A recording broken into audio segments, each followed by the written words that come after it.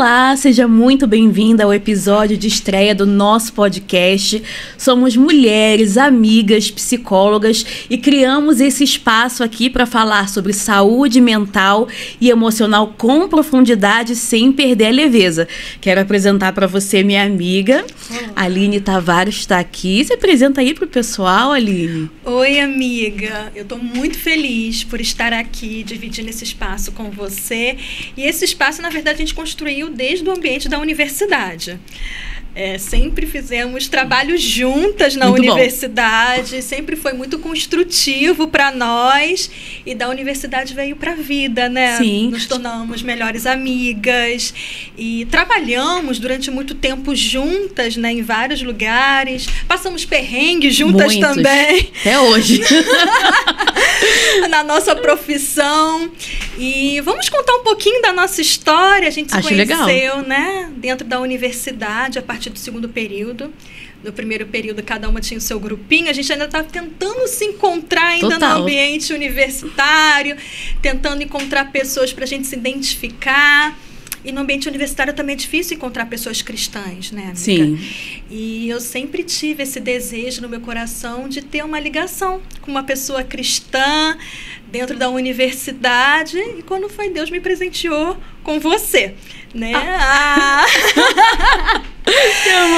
E o nosso encontro na universidade, a gente se conhecia na universidade, mas até então a gente não era tão próxima, né? Não era tão próxima, porque cada uma tinha o seu grupinho, mas eu acho que no segundo período, mais ou menos, foi quando as matérias se tornaram mais difíceis, né? O quantitativo de matérias também.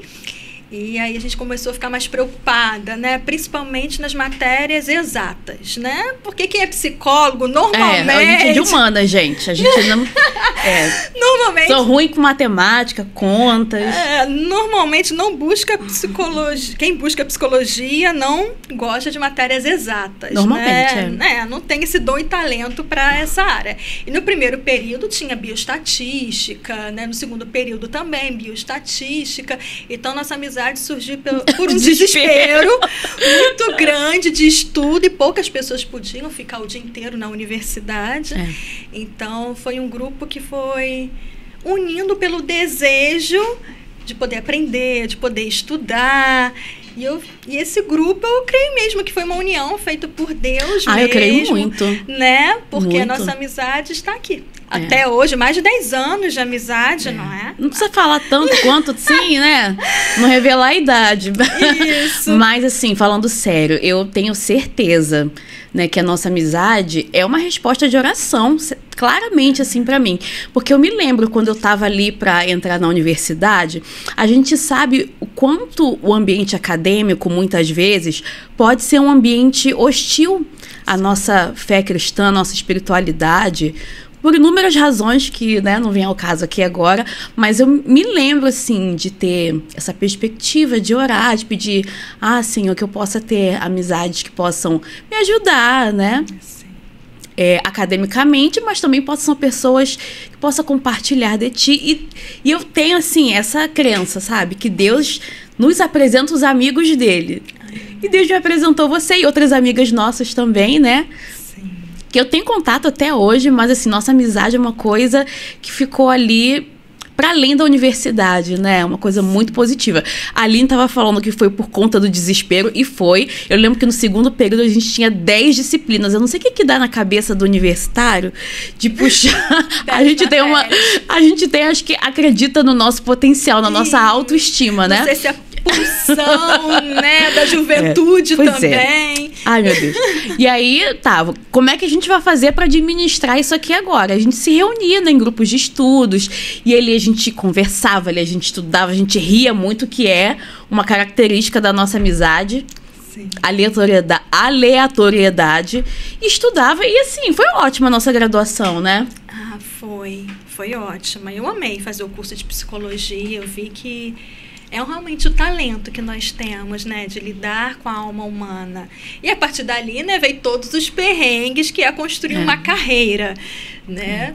E também, até nos perrengues, a gente teve uma união na nossa amizade também, né? O desespero une, né, gente? O desespero une. Verdade. E a gente sempre teve entre nós esse podcast de forma íntima, né? Vamos dizer informal. Assim. É informal. A gente sempre conversou sobre tudo, sempre buscou se aprofundar em vários temas. É engraçado que a gente começa com um assunto, depois termina no outro assunto, mas tudo no final faz sentido. Muito. Pra mim faz. Muito sentido. Sim, a gente tem uma bagagem aí, né, para compartilhar, né, amiga? Então, já que você tocou nesse assunto, eu acho bem interessante a gente trazer essa discussão aqui para nossa audiência, que às vezes muitas vezes, as pessoas têm estigma relacionado à saúde mental. E assim, eu atendo muitos cristãos na minha clínica, não atendo apenas cristãos, atendo pessoas de outras religiões também, mas falando especificamente do cristão, para muitos de nós ainda é um tabu você buscar um auxílio profissional, você se expor a um processo terapêutico. Muitos cristãos têm até preconceito até com a ingestão medicamentosa. Então, acho importante a gente trazer esse tema aqui para discussão, para a gente pensar a respeito disso. Você ter alguma condição de saúde mental não significa que você tenha algum problema espiritual, ou que você seja um cristão de segunda categoria, ou que a sua espiritualidade é rasa, ou que você não tenha Deus, né? São coisas completamente diferentes. É sobre isso que eu acho interessante a gente introduzir esse episódio inicial do nosso podcast. O que você acha? Ai, maravilhoso esse tema, Aline, porque ainda realmente existe o tabu dentro da religião, né, de que buscar ajuda demonstra uma fraqueza espiritual, e isso não é uma realidade. Na verdade, buscar ajuda mostra a nossa humanidade. Sim. Né? Por isso que esse tema é tão importante, que é adoecimento emocional, não é falta de fé. Uhum. Né? A gente poder questionar esse lugar que é muito penoso e gera muita culpa e que não ajuda no processo, né, de poder buscar ajuda. Sim. Também, né? Então é muito importante a gente ter um olhar sobre como funciona o indivíduo, como funciona a pessoa de forma integral, que é a nossa ideia aqui no podcast, porque a gente não é dividido, a gente não é só alma, mente, emoções, é tudo trabalhado junto. O nosso corpo trabalha com a nossa mente, que trabalha com o nosso neurológico, que trabalha com as nossas emoções. Tudo trabalha junto. E tudo, na verdade, falando de forma cristã, coopera para o nosso bem. Sim. Eu acredito que o transtorno mental também é um chamado para a gente aprender a se cuidar. É um chamado para a gente aprender a se nutrir também. Porque nós crescemos com essas falhas, com os traumas durante a nossa vida.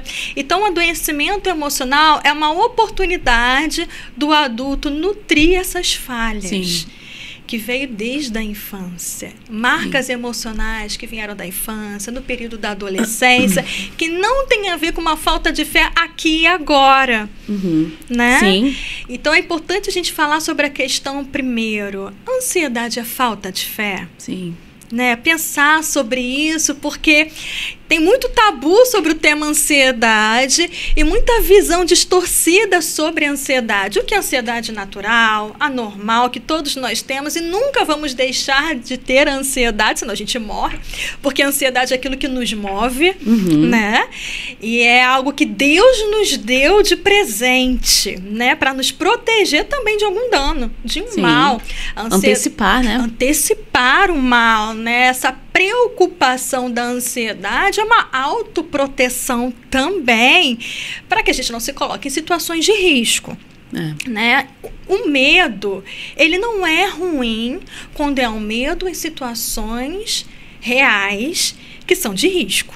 Sim. Né? Positivo, né? Positivo até para nossa sobrevivência, né? Amor próprio, a gente pode dizer assim, eu não me colocar numa situação de risco, eu estou amando a minha vida, amando a minha história, estou me protegendo do mal. Isso é necessário. Uma pessoa que tem saúde mental, ela vai fazer esse movimento. Mas o mais interessante que as pessoas pensam é que a pessoa ansiosa é a pessoa agitada. A pessoa nervosa, a pessoa que fala muito. E, na verdade, a ansiedade, ela dispara o funcionamento de luta e fuga. A fuga também é um movimento de ansiedade, quando a pessoa não se coloca. Quando evitação, né? É evitação, não é a pessoa agitada, não é a pessoa que se coloca, mas é a pessoa que evita, né? E todos esses movimentos são naturais. Eles são normais, porque o próprio Deus nos deu, na nossa constituição. A gente foi preparado também para se proteger. A questão é quando se torna um transtorno. Sim. Né? E quando se transforma num transtorno?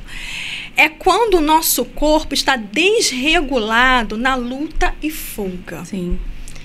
É como fosse assim, a gente tem um sistema, e esse sistema está regulado para adicionar diante de algo perigoso real.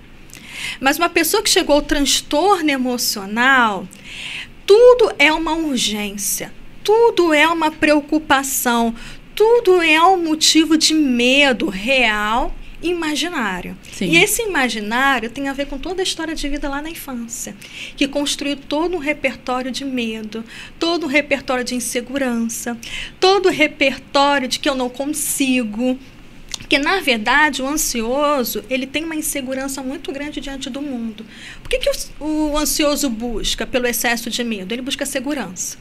E muitas vezes essa segurança que ele não recebeu no lar, de forma suficiente dentro do que ele precisava. Você sabe que você está falando aqui da evitação, eu estou pensando aqui na minha própria história de vida. Vai ter essa oportunidade de eu compartilhar aqui com a audiência. Mas as pessoas às vezes associam uma pessoa ansiosa àquela pessoa excessivamente agitada, às vezes aquela pessoa agressiva, às vezes uma pessoa que tem insônia. São também características da ansiedade. Mas muitas vezes a ansiedade ela se apresenta nessa maneira evitativa também. A pessoa ela fica num estado tão ansioso que ela foge dos desafios, ela não se expõe a situações difíceis. E quantas vezes já aconteceu isso comigo? Né? Qual mulher acho que nunca passou por isso, que é uma cobrança muito grande e insistente em nós mulheres, às vezes de sentir aquela síndrome da impostora. Então, às vezes, a gente acha que a solução imediata é você fugir, é você evitar e não confrontar. Então, é algo até que eu tenho trabalhado, né, na minha terapia pessoal, quando eu exerço a minha espiritualidade, né, de entender que o medo, ele é um péssimo conselheiro. E o verdadeiro amor de Deus, ele lança fora todo medo também. Agora, falando dessa questão do tabu e do estereótipo negativo que as pessoas têm em relação a transtornos mentais, a questões de saúde mental, como, por exemplo, a depressão, a ansiedade. Tem muito cristão que fala, mas sentir ansiedade é pecado, né? Aí se coloca um peso sobre si muito grande, lida com um sentimento de culpa muito acentuado, porque exerce a sua espiritualidade, mas tem esses sintomas ansiosos. Como você, né, explanou muito bem aqui, existem uma série de fatores que influenciam na ansiedade de uma pessoa. Tem a nossa história de vida. Às vezes a pessoa foi criada num lar disfuncional, onde ela não se sentia segura, onde ela não recebeu uma base adequada. Muitas vezes tem questões da nossa própria personalidade que influenciam também, por exemplo, o perfeccionismo. Existem muitos exemplos, a gente pode até discorrer mais adiante. Questões de personalidade, às vezes uma pessoa, né, tem um temperamento muito calmo, muito passivo, né, às vezes esse turbilhão emocional tá dentro dela, ela não consegue expor, isso acaba gerando uma ansiedade ou uma depressão. Enfim, tem componentes também do ambiente, né? Às vezes você tá ali num trabalho que é super estressante, você tá desgastada e aí tá se sentindo ansiosa, o seu sistema de luta e fuga é acionado o tempo inteiro. A pessoa pensa, poxa, mas por que eu tô tão ansiosa? Se eu tive uma família maravilhosa, questão situacional do ambiente. Né? E também tem questão biológica, genética. Então, muitas vezes são questões, né, dos neurotransmissores do cérebro de uma pessoa. Então, um cristão, quando tem problema cardíaco, ele não recebe uma condenação, né? Não se sente mal. Ninguém acha que está em pecado quando tem um problema cardíaco ou quando tem um problema renal, enfim, quando está com câncer, por exemplo, uma situação mais extrema. E muitas vezes o cristão é estigmatizado, às vezes até por si mesmo tem essa dificuldade de reconhecer, de entrar em contato com a sua questão e buscar ajuda por ter esse sentimento. Eu acho interessante até ressaltar, Aline, que existem questões que são genéticas e muito, você vê até dentro do consultório, a pessoa negar isso também. E o caminho da negação é o pior caminho para não buscar o tratamento. Sim. Não, estou ansioso por causa de uma questão tal, mas vai passar. E a pessoa não busca um tratamento real dentro do consultório. E a ansiedade pode ser tratada também só com a psicoterapia, dependendo do nível da ansiedade. Só que a pessoa busca desculpas até religiosas para não buscar ajuda. Isso não ajuda no tratamento. O tratamento só é possível se primeiro você reconhecer e olhar também a sua história de vida e o ambiente familiar também, que às vezes o ambiente, a maioria, tem questões de ansiedade e é um fato que a ansiedade ela pode ser pelo lado genético ou pode ser aprendida pelo meio também. E nos dois casos é importante o processo terapêutico, porque a ansiedade aprendida, o nosso cérebro, ele não reconhece o que é mentira e o que é verdade. Ah, sim. Ele sente tudo como fosse real. E uma pessoa ansiosa, ela tem uma tendência de ter uma visão distorcida da realidade muito maior do que as circunstâncias. E o cérebro vai sentir tudo como fosse um grande ataque, como fosse uma guerra, mesmo não sendo, por causa de uma situação que foi aprendida pelo meio também, principalmente quem vem de ambientes caóticos, familiares, né, mais intensos, onde tudo parecia muito. Então, a ansiedade, ela também é aprendida por esse meio. E eu quero trazer uma questão também sobre a ansiedade que é importante, que o transtorno de ansiedade, ele é curável. Ah, sim.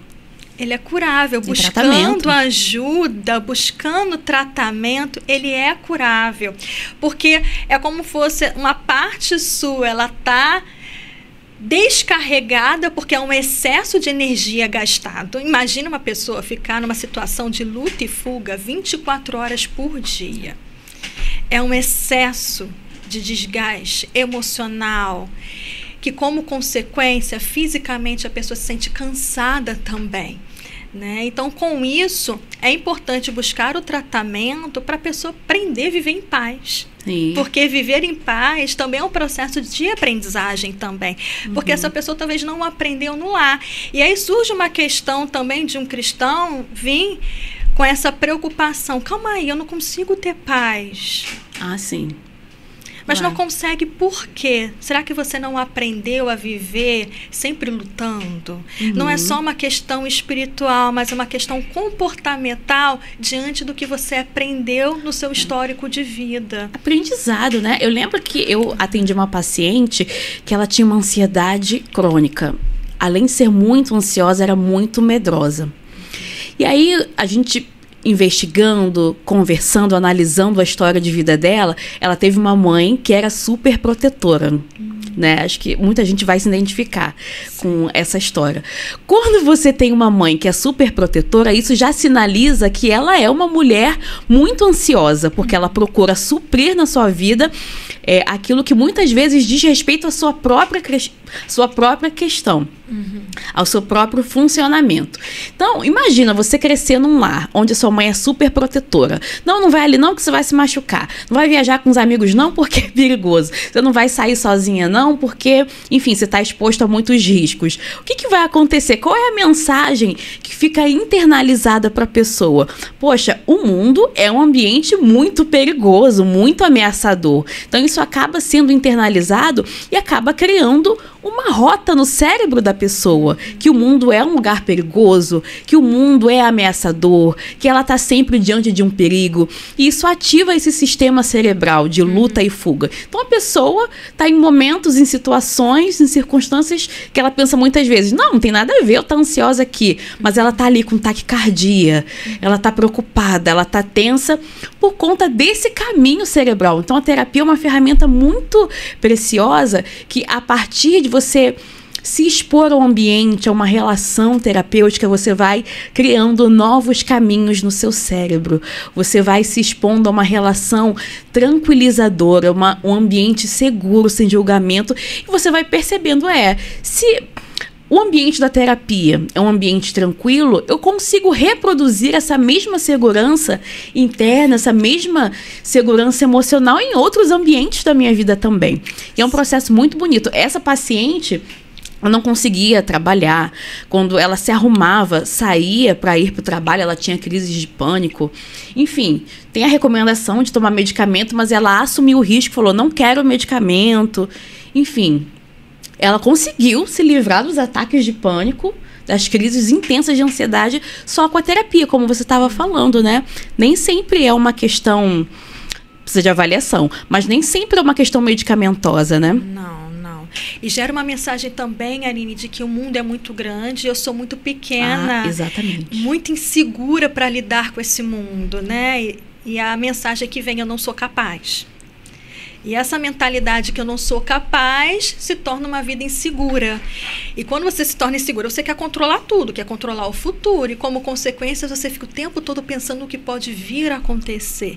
E gera uma mensagem de que tudo é muito grande, até as coisas que não são na realidade, né? Sim. Então é importante pensar que a ansiedade é uma questão de saúde mental importante, que é necessário buscar ajuda, mas que é um convite também de nutrição. Sim. É o convite para a pessoa aprender a se nutrir diante daquilo que não recebeu. É um convite para a pessoa se reajustar na sua história e na sua rotina. Eu acredito que a ansiedade não é uma questão de fé, mas pode ser uma questão para aumentar a fé. Pode ser um convite para se aprofundar e aumentar a fé, para poder nutrir aquilo que não recebeu. Sim. E às vezes a pessoa se sente muito, é cristão, se sente muito ansioso e lembra daquele versículo, né, que Jesus disse, não ande ansioso com coisa alguma. Mas as pessoas e usam isso como uma justificativa. Nossa, eu estou em pecado porque eu me sinto ansiosa. Só que a pessoa muitas vezes não consegue diferenciar o que é ansiedade pecaminosa de uma ansiedade clínica. Né? Uma ansiedade pecaminosa é aquela que faz com que a pessoa não tenha convicção da soberania de Deus, do cuidado de Deus na vida dela. E a ansiedade clínica não tem nada a ver com isso. Tem a ver com aquilo que a gente já citou aqui, com a história de vida, até com o funcionamento químico do cérebro também. Então, falar aqui com você, para você ter essa plena confiança, esse descanso em Deus, que você não está pecando se você buscar um tratamento, né, um trabalho terapêutico para cuidar da sua saúde mental. Inclusive, vai fazer muito bem para sua família também, né? Porque a ansiedade, quando ela é muito intensa, ela tem essa capacidade, não é igual um vírus que passa, mas as pessoas introjetam a atmosfera de um lugar, uma pessoa extremamente ansiosa, né? E agora eu gostaria de fazer uma pergunta. Tá. E a depressão? Que é um tabu muito grande. E na Bíblia tem vários exemplos de pessoas que sofreram processo depressivo. E a depressão é uma questão de fé? Você estava falando aí do sentimento de culpa. A culpa, o sentimento de culpa, para começar, é bom a gente ter culpa, tá? É um sinalizador de maturidade emocional, uma pessoa que se sente culpada. Imagina, uma pessoa que não sente culpa em momento nenhum, em circunstância nenhuma, é psicopata. Faz o mal pro outro e não sente nada. Então, que bom. Mas o sentimento de culpa, quando ele é intenso, ele é frequente, isso é um combustível para muitos quadros de adoecimento mental e emocional. Então, falando especificamente da depressão, eu vejo muitos cristãos que alimentam essa culpa dentro de si por estarem depressivos, por não sentir alegria, né? E a gente tem mandamentos bíblicos que a gente precisa ser alegre, né? A alegria do Senhor é nossa força, regozijai-vos sempre no Senhor, mas Para começar, muitas vezes as pessoas não têm esse tipo de informação. Depressão nem sempre é sinônimo de tristeza. Né? É um quadro clínico que afeta a sua memória, que afeta a sua motivação, que afeta inclusive o seu corpo fisicamente, altera o seu estado de humor. Então, a pessoa muitas vezes carrega muitas culpas, ela se sente culpabilizada e carrega um fardo que nem Deus colocou sobre ela, não é? E o tratamento, às vezes as pessoas se afastam de buscar um tratamento terapêutico porque inclusive tem a dificuldade de reconhecer para si mesmo que ela precisa desse cuidado, que ela precisa desse suporte. E estava pensando aqui, né, que uma da abordagem que eu trabalho, que é a psicodinâmica, inclusive você não conseguir entrar em contato com alguns sentimentos que são considerados hostis, principalmente para o cristão, como a raiva, por exemplo. Quando a raiva ela não é reconhecida e ela não é expressa de uma maneira saudável, não estou falando para ser violento, mas expressar a raiva colocando um limite, comunicando que você foi ferido, que você se sentiu machucado, uma forma saudável de expressar sua raiva. Existe um mecanismo que é a raiva voltada contra o self, contra si mesmo. Então, às vezes, o cristão tem muita dificuldade, né, de reconhecer que sente raiva. O cristão, muitas vezes, tem dificuldade de reconhecer a tristeza, né? Mas a tristeza é um sentimento natural e reativo da nossa vida, né? A tristeza é um sentimento universal, todo mundo vai sentir tristeza em algum momento da vida. É importante conversar um pouquinho sobre isso também, que normalmente quem tem diagnóstico de ansiedade, até depressão, e eu quero trazer alguns casos aqui de pacientes, tem um caminho muito tênue também para se tornar uma pessoa dependente emocional. Porque são pessoas que têm, né, uma estrutura de dependência em relação ao outro na busca de segurança. Sim. Então busca essa segurança em relacionamento amoroso, na família e às vezes até na igreja. Que nenhum desses lugares vai ser totalmente seguro se a pessoa não construir uma estrutura segura em si mesmo. Então é muito importante o processo terapêutico também, até para um relacionamento amoroso também, para a pessoa não ter uma relação de dependência emocional devido à sua insegurança emocional também, porque o transtorno emocional, ele afeta a nossa identidade. É quando a pessoa olha para si mesma e diz, nossa, eu não me reconheço mais, eu não era assim. Porque ele vai afetando a identidade, não aparece mais a pessoa e a sua identidade, aparece o transtorno, os sintomas dos transtornos, né? Então, quando a pessoa está neste lugar, é de suma importância buscar ajuda. Porque quando você busca ajuda, você não está buscando ajuda somente para um tratamento de um transtorno, você está buscando ajuda para reconstruir a sua história de forma mais saudável, reconstruir as suas escolhas de forma mais saudável e poder construir um futuro mais saudável também. Vai além de um tratamento ao transtorno, é reconstruir algo saudável para uma vida. Sim.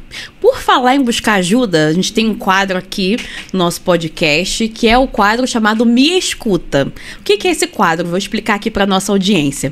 A gente abriu, na verdade, uma caixinha de perguntas no nosso Instagram, ou disponibilizou o direct, se for uma pergunta maior, que a pessoa, né, vê, psicóloga abriu o ouvido, a pessoa se empolga. E às vezes você manda pergunta grande, mas tudo bem, maravilhoso. Então a Aline recebeu uma pergunta de uma seguidora lá no Instagram, e aí ela vai ler aqui com a gente vai trazer uma resposta, quem sabe, né, essa resposta pode ser útil para você também, pode ser, né, pode trazer um insight, né, até para você buscar uma ajuda profissional. Então lê aí pra gente a pergunta, Aline. Sim, gente, eu sou vintage, tá? Então tudo meu é no papelzinho. Bom, uma seguidora diz que tem uma tendência ao controle, né, e uma extrema organização. Isso aparece nos relacionamentos amorosos, ambiente de trabalho e até na relação com os amigos. Controla tudo e todos o tempo inteiro. Ela diz que nasceu num lar bastante caótico e o controle para ela é o que ela anseia o tempo todo na vida dela. E no final ela diz, sinto que sou bastante perfeccionista. Que resposta não vamos dar para ela? né?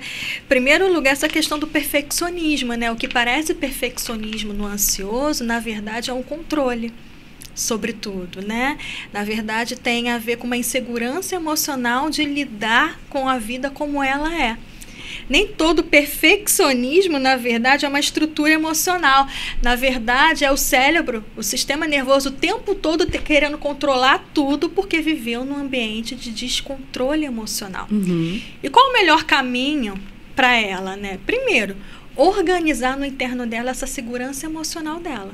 Porque nada nesse mundo, nenhum relacionamento, nenhum trabalho, nenhum amigo vai gerar segurança total e ninguém vai caber no nosso controle. E é interessante a gente ter pensado de forma cristã que Cristo nos fez livres, né? Então a gente nunca vai caber no controle da vida de alguém, né? A gente querer controlar o outro é tirar a liberdade que o próprio Cristo deu. Olha que lugar a gente pode colocar uma pessoa, né? Então é importante a gente ressaltar que reconhecer a nossa liberdade e reconhecer a liberdade do outro já é um caminho de saúde mental, que se eu sou livre, eu sou capaz de lidar com a minha própria vida. Se eu sou livre, existe uma segurança emocional dentro de mim para poder constituir minha própria vida. E quanto mais você olha para si e vê que você tem toda uma estrutura para construir a sua própria história, você não controla tanto o externo porque já tem uma estrutura dentro de você. Porque esse controle do externo tem a ver com descontrole interno. Tem a ver com caos interno. Então, se eu não consigo lidar comigo, eu vou tentar controlar os outros. Só que é muito interessante que quanto mais a gente tenta controlar o outro, maior é a necessidade do outro escapar. Sim. Porque o outro não nasceu para ser livre. O outro não nasceu para viver numa gaiola. Então, qual o melhor caminho de saúde mental para ela? É buscar a segurança emocional que existe dentro dela, que ela não vai encontrar no externo. Não vai encontrar numa liderança na igreja, que não vai suprir todas as necessidades dela, né? Não vai encontrar num namorado, não vai encontrar em relacionamento amoroso, não vai encontrar no trabalho. Ela vai ter que construir essa relação de segurança nela. E nós, como somos cristãs, cremos que essa segurança só pode vir de Cristo. É o único lugar de segurança absoluta nas nossas vidas. Mas é importante a busca terapêutica para entender de onde vem esse descontrole emocional. E que momento na história, né, de vida foi construído esse descontrole interno que tenta controlar tudo no externo. É importante esse movimento também.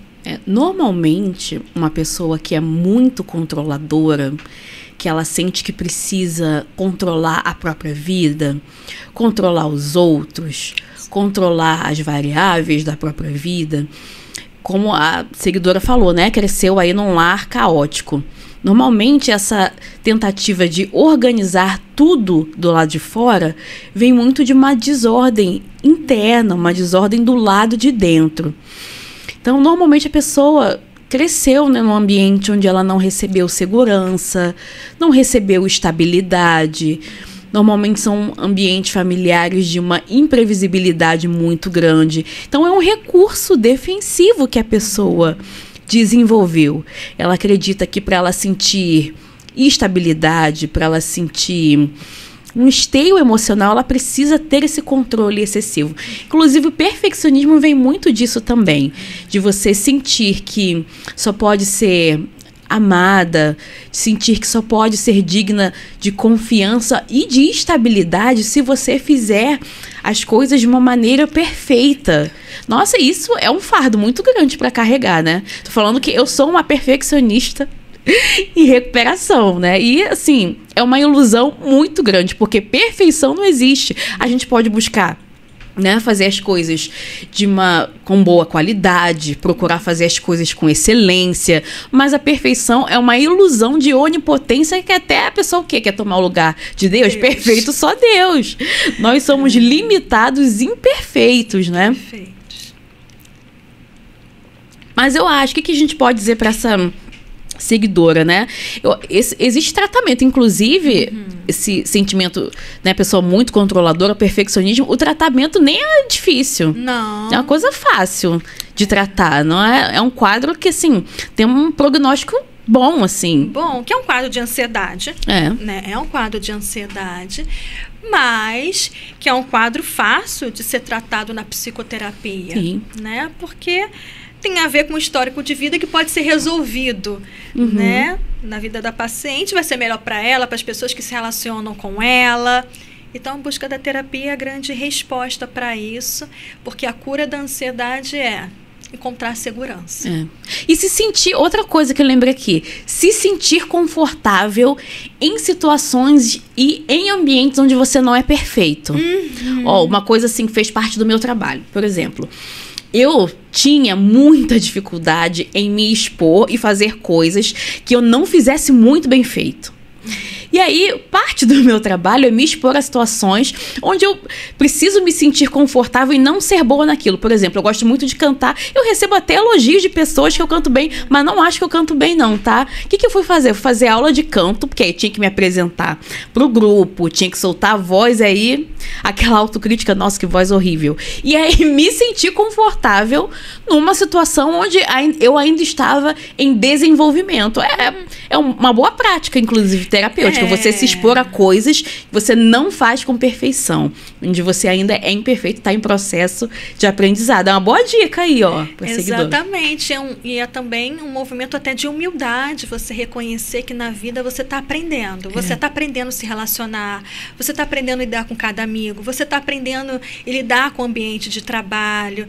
Ter esse olhar que erro não é um peso, não é um lugar de culpa, mas é um lugar, estou aprendendo, e tudo bem eu aparecer vulnerável para o outro e mostrar, olha, eu não sou perfeita, tem coisas que eu vou fazer bem, tem coisas que eu não vou fazer bem, é mostrar um lado verdadeiro para o outro e não uma máscara da perfeição, porque a verdade é que a perfeição é uma máscara. Eu quero ser amada, então tem que colocar uma máscara de perfeição para ser amada, né? E se eu mostrar quem eu sou de forma transparente, não vou ser amado o suficiente. Então é importante a gente se mostrar quem nós somos, ter essa coragem de mostrar quem nós somos, mas primeiro tem que construir essa segurança emocional que o processo terapêutico vai trazer. Amei, é isso. Nossa, resumiu super bem, amei. Nosso primeiro episódio, adorei. Olha, gente, a gente vai deixar aqui os nossos contatos. Se você quiser nos seguir nas redes sociais, meu arroba é Aline Pinheiro Psicóloga. Seu arroba qual é, amiga? Aline_Peixoto Tavares. Então, se você se identificou com o nosso conteúdo, sente que a terapia é um serviço que pode ser útil, você pode receber ferramentas para se fortalecer emocionalmente e cuidar da sua saúde mental, entre em contato com a gente e eu conto com você aqui no próximo episódio. Beijo, gente! Tchau! Oi.